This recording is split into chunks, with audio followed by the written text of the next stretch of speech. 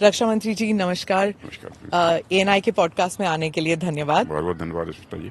तो जो रैलियां हैं वो जोर पकड़ रही है, कैंपेन जो है वो पूरे धमाके से स्टार्ट हो गया है। आप भी आज तमिलनाडु में थे, फिर अरुणाचल में थे।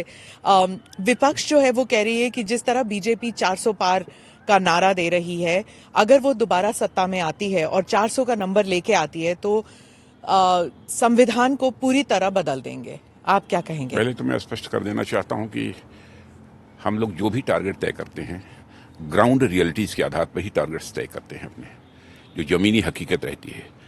और ज़मीनी हकीकत को हम लोगों ने 2014 में भी अच्छी तरह समझा था और 2019 में भी अच्छी तरह समझने के बाद ही हमने अपने कुछ टारगेट निर्धारित किए थे। 2024 के चुनाव में भी 400 पार का यदि हमने टारगेट निर्धारित किया है तो हम पूरी तरह से आश्वस्त हैं कि 400 पार के टारगेट को हम प्राप्त करेंगे। नंबर एक। दूसरी बात जो आपने कही कि विपक्ष का यह आरोप है कि हम संविधान में परिवर्तन कर देंगे। क्या हम डिक्टेटर हैं? अरे डिक्टेटर होते तो कहीं इस प्रकार से कोई बोल सकता है? और कोई एक ऐसा वाकया 2014 से लेकर 2024 होने जा रहा है, कोई ये बतला दे जिससे उनका यह आरोप सिद्ध होता हो कि कोई अलोकतांत्रिक कदम अथवा कोई तानाशाह जिस प्रकार से कदम उठाया है हम लोगों ने कोई उठाया हो। हाँ, हम जो भी फैसले करते हैं, देश का स्टेचर हमको इंटरनेशनल कम्युनिटी में बढ़ाना था। उसके लिए जो भी कठोर से कठोर फैसले लेने पड़े, जोखिम भरे भी फैसले लेने पड़े, तो हमारे प्रधानमंत्री ने उसमें रंच मात्र भी संकोच नहीं किया।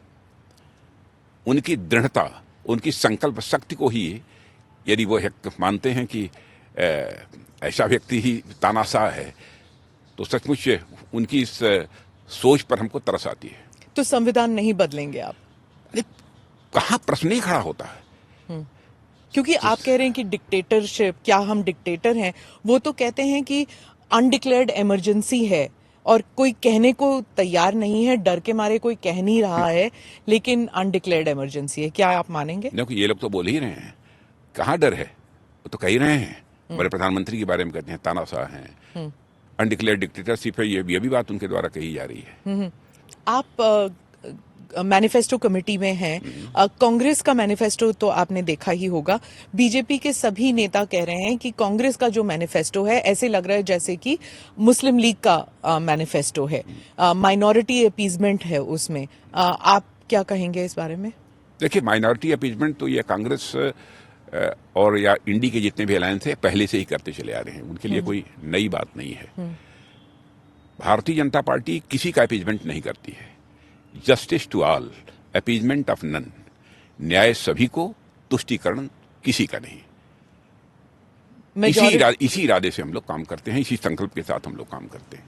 रक्षा मंत्री जी, कांग्रेस के मैनिफेस्टो में और राहुल गांधी भी कहते हैं कि अगर उनकी सरकार आती है तो अग्निवीर स्कीम जो है उसे रद्द कर दिया जाएगा। वो जानते हैं उनकी सरकार नहीं आने वाली है, इसलिए इस प्रकार के वादे कर रहे हैं।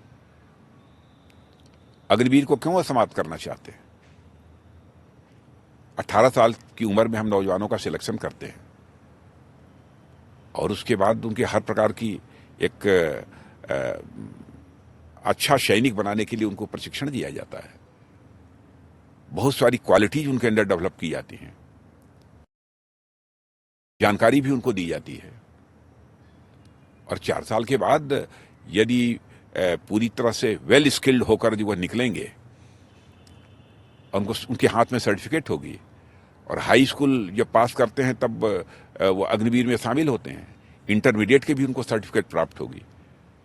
जब 4 साल के बाद निकलेंगे तो उनके पास 14-15 लाख, 15.5 लाख की धनराशि भी उनके हाथों में होगी। तो जो भी करना चाहेंगे करेंगे, उसमें 25% लोग रहेंगे वहां पर वो। और दूसरी चीज जी, जैसे जितनी हमारी पैरामिलिट्री फोर्सेज हैं उनमें ऐसे अपने अग्निवीर जवानों के लिए जो है रिजर्वेशन का प्रोविजन कर दिया है। केवल पैरामिलिट्री फोर्सेज में नहीं, बल्कि अन्य कई ऐसी संस्थाएं हैं जिनमें कि उनको रिजर्वेशन दिया जाएगा। यहां तक कि कुछ प्राइवेट संस्थाओं ने भी कहा कि हम अग्निवीरों को अपने यहां रिजर्वेशन देंगे। यदि कोई काम करना चाहता है, कोई अपना रोजगार करना चाहता है, एक छोटी मोटी 14-15 लाख की धनराशि उसके हाथ में होगी, कुछ करना चाहता है तो कर भी सकता है। और इंटरमीडिएट पास की सर्टिफिकेट भी उसको प्राप्त हो जाएगी, आगे पढ़ाई करना चाहता है पढ़ाई भी कर सकता है। इस पर क्यों आपत्ति होनी चाहिए? भाई 18 साल की उम्र में वो भर्ती होगा, 4 साल के बाद यदि वहां से निकलता भी है तो 22 साल की उम्र तो रहेगी ना। इसके बाद तो आईएएस, ये यूनियन पब्लिक सर्विस कमीशन की कंपटीशन में भी बैठ सकता है, किसी भी कंपटीशन में बैठ सकता है। पर वो लेकिन 3 यह तो महीने देश के, यह तो सचमुच जवानों को गुमराह करने की कोशिश की जा रही है। और हाँ, हमारा यह कहना कि एक स्कीम प्रारंभ हुई है, नौजवानों के हितों को ध्यान में रखकर, उनके भविष्य को ध्यान में रखकर यह प्रारंभ की गई है। लगेगा कहीं पर कुछ और कुछ सुधार करने की जरूरत है तो उस पर भी विचार कभी किया जा सकता है। क्या 3 महीने की ट्रेनिंग काफी है? हाँ, 3 महीने लेकिन की- मैं कहना चाहता हूं, जी। नौजवानों का भविष्य कभी भी अंधकार में हम लोग नहीं होने देंगे। हम लोग ऐसे नहीं है। वो कह रहे हैं कि 3 महीने की ट्रेनिंग काफी नहीं है, क्योंकि चीन में जो उसी उम्र के लड़के हैं जो सोल्जर्स बन रहे हैं, उनकी 1-1.5 साल की ट्रेनिंग है। तो हमारे जब सैनिक कहाँ 3 महीने LAC की ट्रेनिंग है? हमारे यहाँ भी तो 8-9 महीने की ट्रेनिंग है।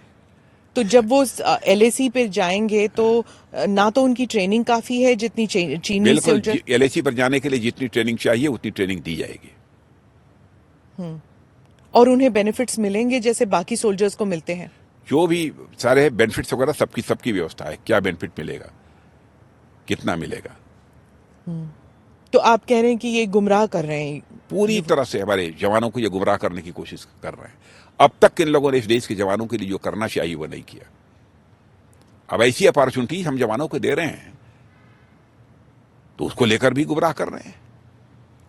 मैं फिर से अपनी बात को दोहराना चाहता हूं और कांग्रेस के मित्रों से भी कहना चाहता हूं कि राजनीति केवल सरकार बनाने के लिए नहीं की जानी चाहिए। राजनीति की जानी चाहिए तो देश बनाने के लिए।